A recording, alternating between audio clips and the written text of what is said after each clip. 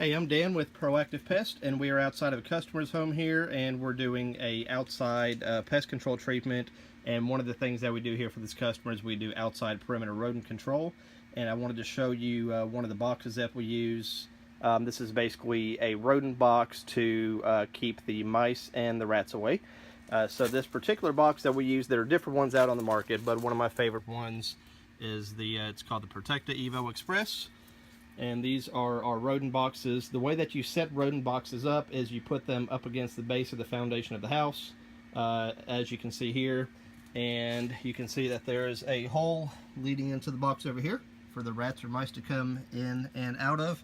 And there is also a hole on the opposite side as well, so they can come in and out of this box.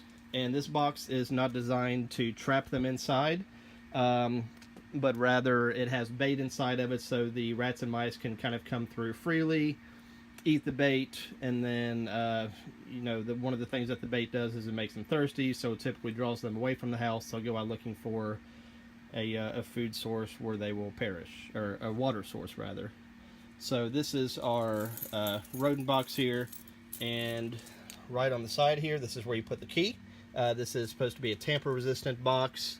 It says tier 1 resistant, which is for dogs and children, so they can't get into it. So you put the key in there. And actually, before I do this, a lot of times I like to give the rodent box a little kick.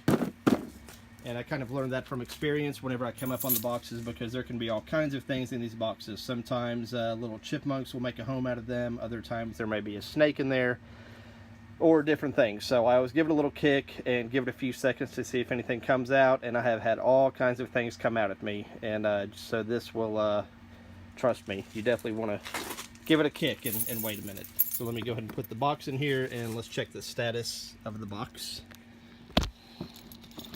Alright, sorry, I had to use both hands to open it there. So now we prop the box open, and you can see our little poles that we have set up in there, and this one is completely empty. So this particular box we bait quarterly, which means that we do every 3 months. So you can see that there's been a lot of activity in this box because there's absolutely no bait left. Whenever you open these, you also want to be careful. Like I said, there can be all different types of things in these boxes.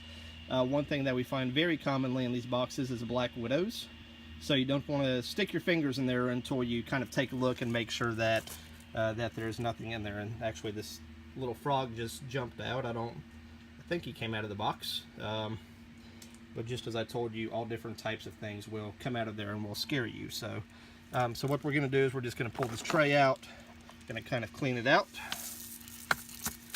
Looks like something was kind of nesting in there. Had some leaves and debris in there.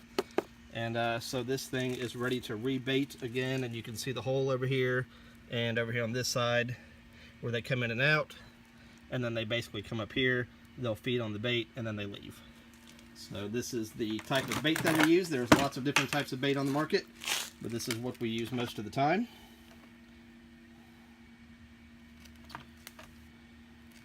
So let's open this up.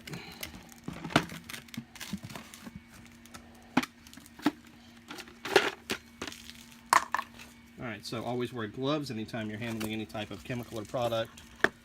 And put the bait blocks on there.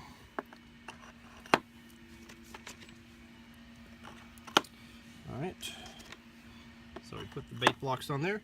And basically, we've cleaned it out and we've rebaited it. And now we are going to close the box. You want to make sure that you close it and it snaps in place, and that it is pushed up against the foundation properly, and you're good to go for another 3 months. Thank you for watching.